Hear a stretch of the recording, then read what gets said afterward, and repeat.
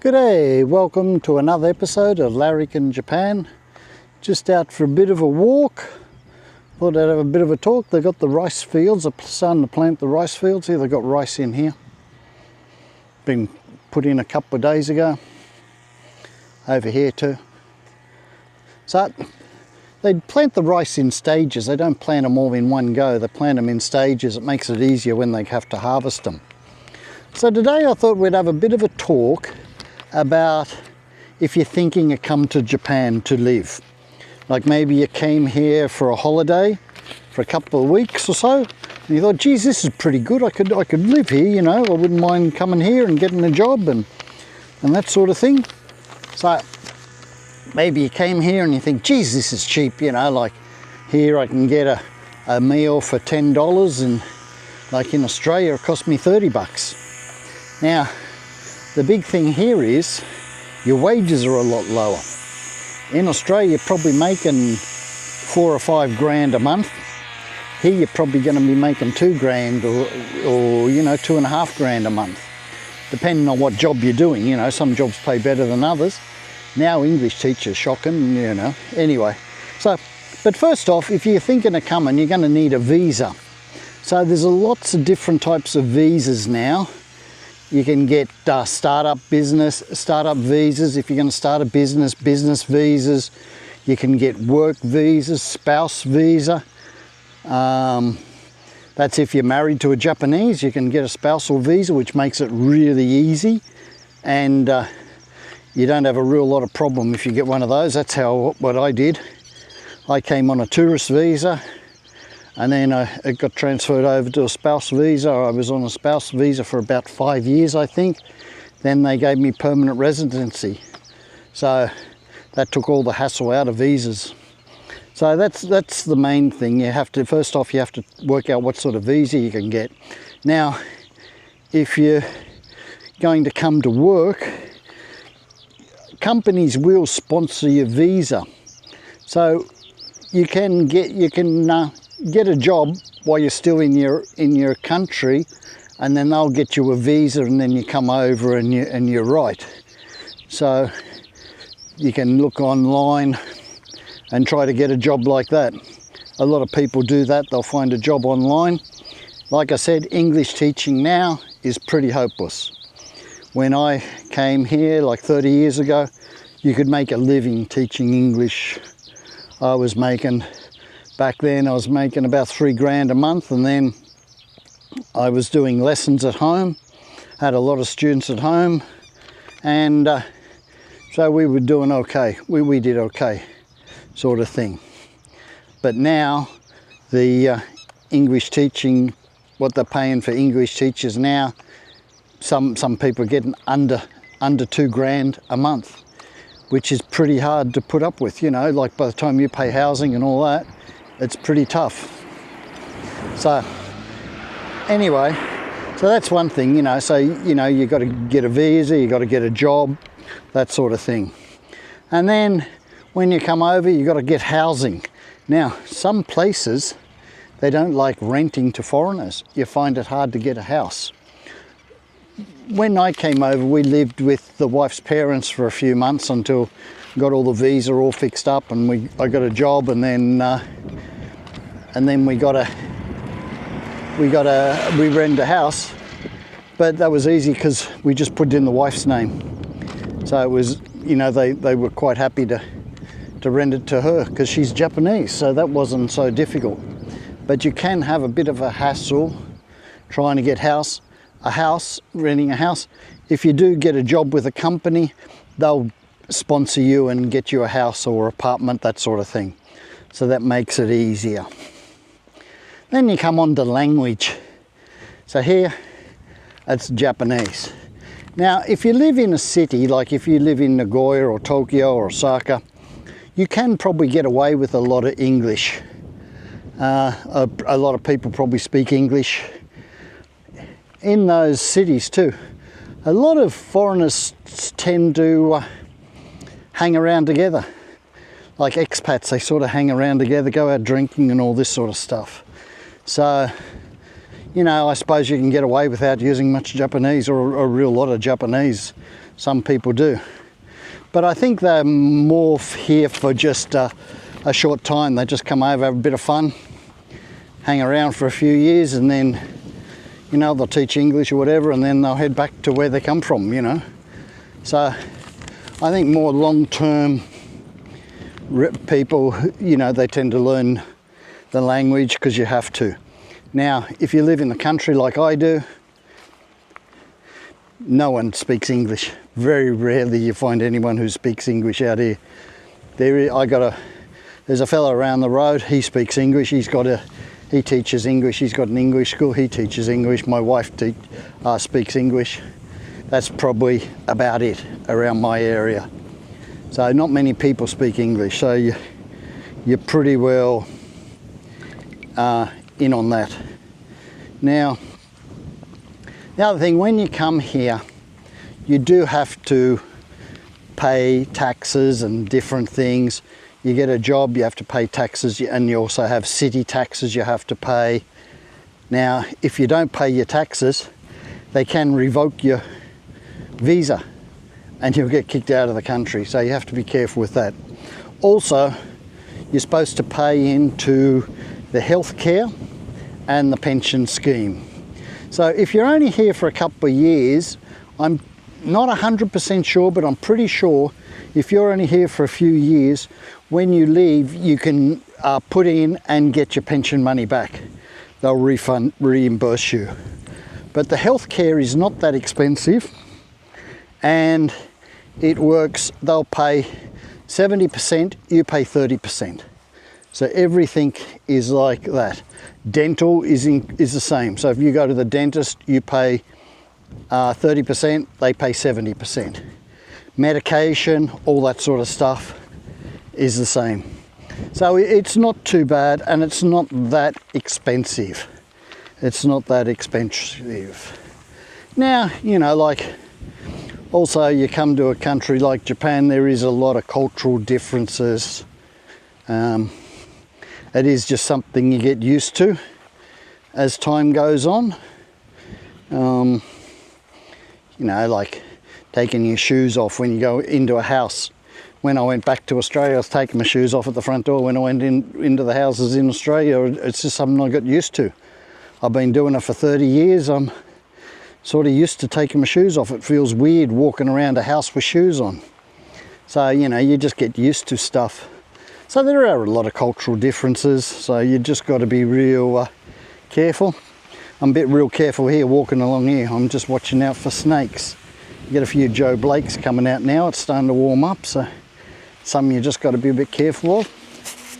But yeah, so there are a lot of cultural differences. You get used to them, you know, like now it's just sort of natural. I've been here that long, it's just doesn't really, I don't really notice them.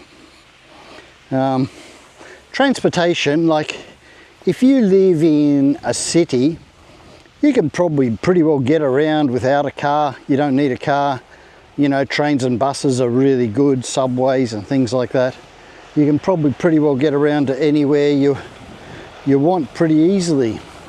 But if you live out in the country where I am, you sort of really need a car. So then cars get expensive.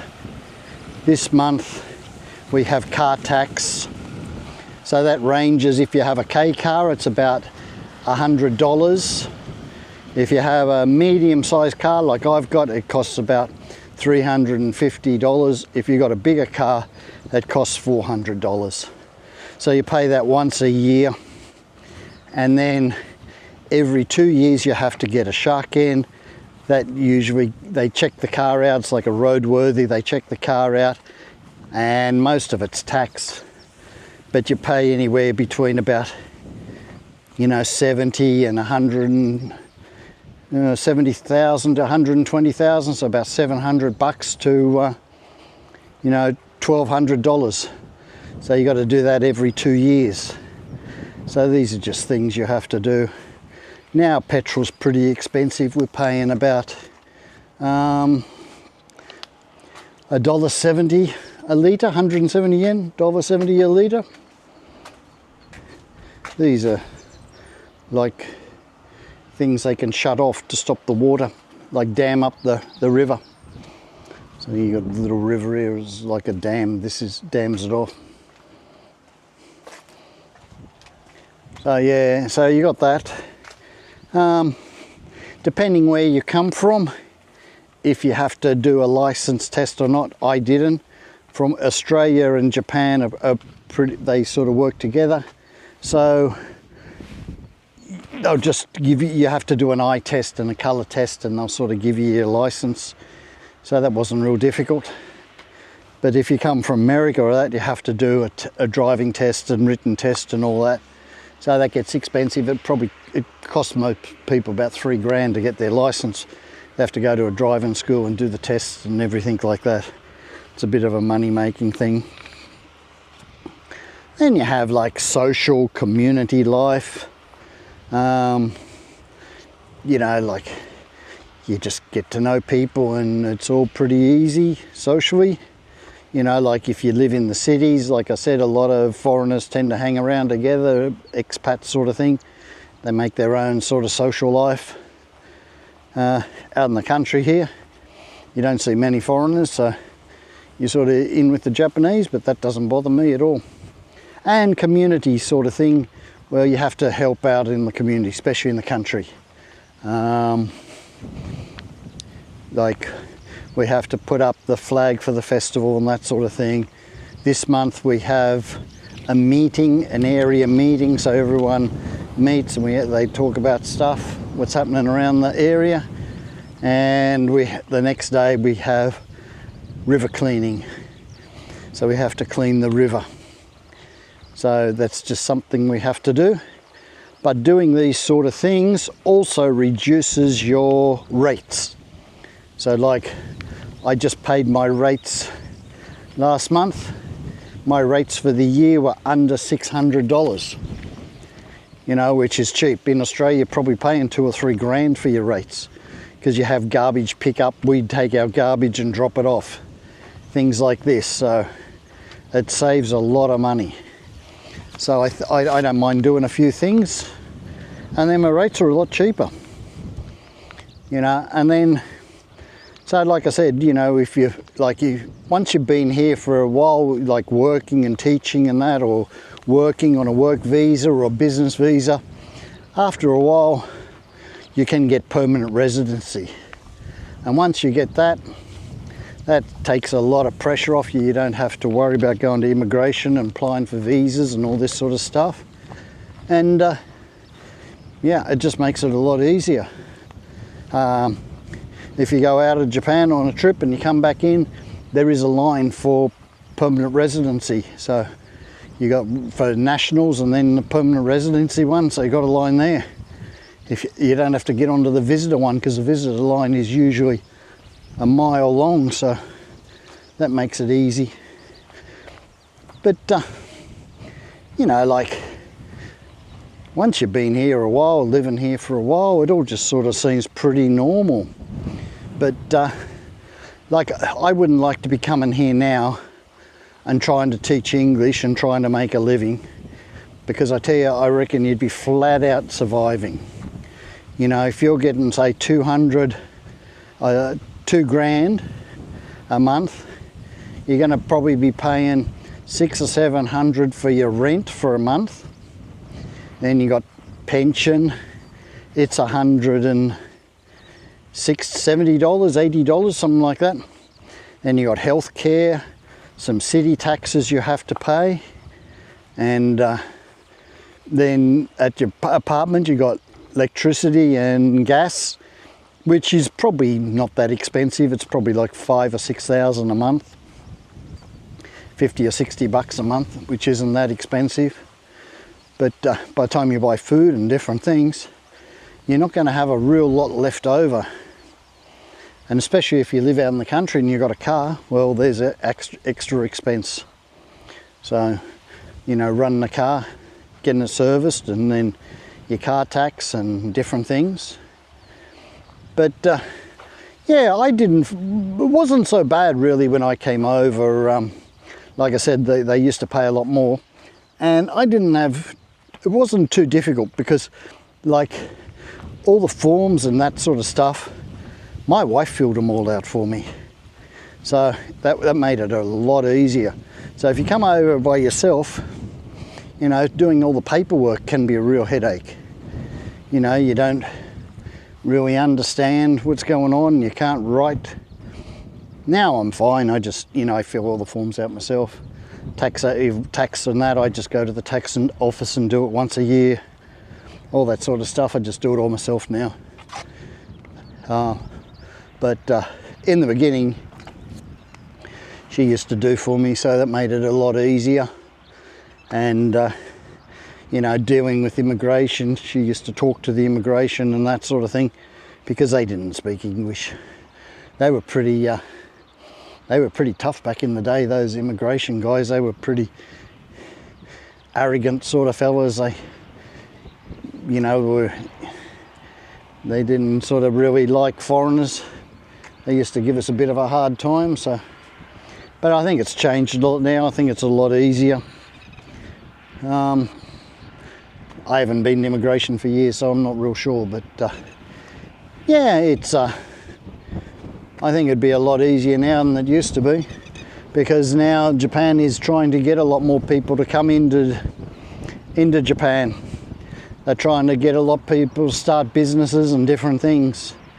So that's the thing, you know. So if you do come, I would try to get a different type of job. IT, I think those sort of businesses, jobs would be pretty good. You know, I think you can make pretty good money. But you know, I'd get, you know, if you haven't got qualifications, get them before you come. You know, get in and learn some Japanese and get your Japanese up a bit. You know, so these are all important things you would really need to come. But anyway, that's just a bit of my thoughts on what I think you would need to do if you wanted to come to Japan. But you know, if you come here for a holiday, it is a lot different to coming here to live. You know, when you live and you're working and that sort of thing and that. But yeah, it's okay. I don't mind it. I really don't mind it. I went back to Australia. I had a great time in Australia. Just fitted straight in like I never left. Same when I come back to Japan. It's just sort of roll in and no problem, you know. So, but yeah, I had a good, you know, it's all good. But anyway, that's just my thoughts on if you're thinking of coming to Japan to live, work, what you need to do. Anyway, till next time, that's all for now. Have a good one.